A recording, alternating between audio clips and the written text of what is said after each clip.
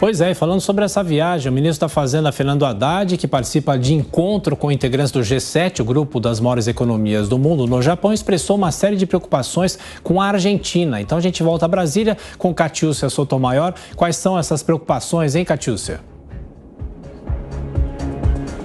Olha, Thiago, ele disse estar preocupado porque a situação econômica grave e a seca no país vizinho, que deve reduzir as exportações em mais de 20%, podem afetar o destino político da Argentina, inaugurando, segundo Haddad, um governo extremista, já que ele verifica que houve um aumento de governos de extrema-direita na América Latina e falou isso. Haddad fez essas observações à secretária do Tesouro dos Estados Unidos, Janet Yellen, em uma reunião entre ministros das Finanças e da Economia e da Fazenda, num encontro paralelo ao evento do G7, que ele participa como convidado no Japão, que este ano conta também com a participação de países como Índia e Indonésia.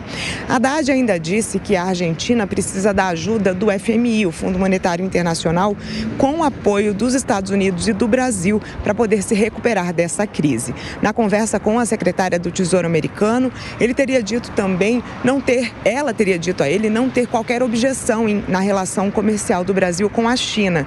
E Haddad teria reforçado que o Brasil está interessado em expandir o comércio bilateral com os Estados Unidos. A fala do ministro Fernando Haddad com a imprensa ocorre após o Senado ter aprovado nesta quarta-feira a medida provisória que muda as regras de cobrança de impostos de empresas que fazem transferências de mercadoria para companhias parceiras no exterior. Esse texto aprovado ontem adequa a legislação brasileira ao padrão adotado pela Organização para a Cooperação e Desenvolvimento Econômico, a CDE, e com isso integraria o nosso país às cadeias internacionais de produção e circulação de bens e serviços. Teria sido uma vitória do governo com a ajuda de Haddad, que, mesmo do Japão, falou com os senadores por telefone pedindo a aprovação da MP. De qualquer forma, só para concluir, o presidente Lula confirmou então que participa da cúpula do G7 nos dias 20 e 21 em Hiroshima. Além do Brasil, foram convidados este ano países como a Austrália, além da Índia e da Indonésia, que a gente já citou. Eu volto com você.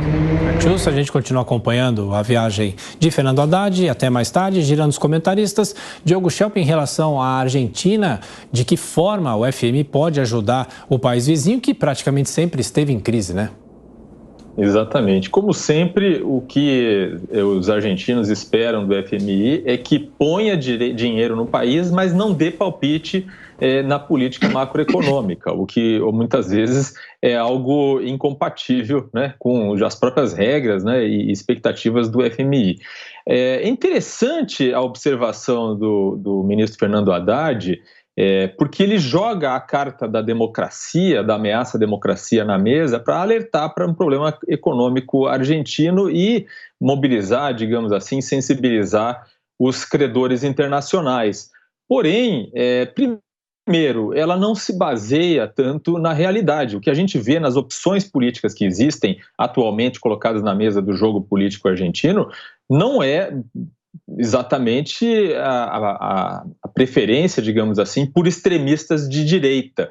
É óbvio que ele não deve estar falando do grupo político de Maurício Macri, o ex-presidente argentino, que não estava longe de ser um extremista de direita. E chama atenção também porque ele não lembra o fato de que a situação econômica na Argentina se deve às decisões desastrosas tomadas por políticos de esquerda, por um governo de esquerda. Então, é aquela coisa, né? Você quer que a população continue votando na sua linhagem política, mas não quer que essa linhagem política apresente resultados econômicos. Obviamente que isso é algo difícil de se obter.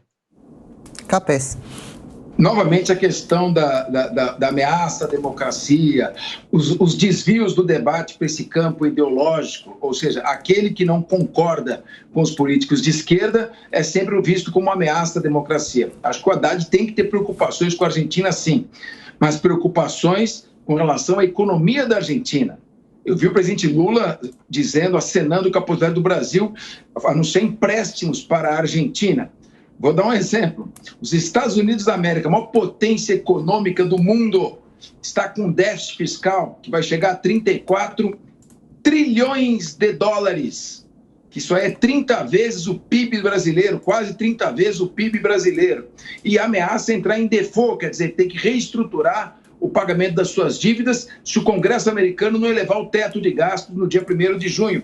Agora, imagine a situação da Argentina. Nós temos que ter muito cuidado com as nossas finanças, ver para quem que nós vamos emprestar dinheiro e manter o equilíbrio fiscal. E deixar um pouquinho de lado essa discussão, as fake news daqui, a intervenção da liberdade de expressão, a ameaça da democracia, o combate ao fascismo, e começar a focar naquilo que a população precisa.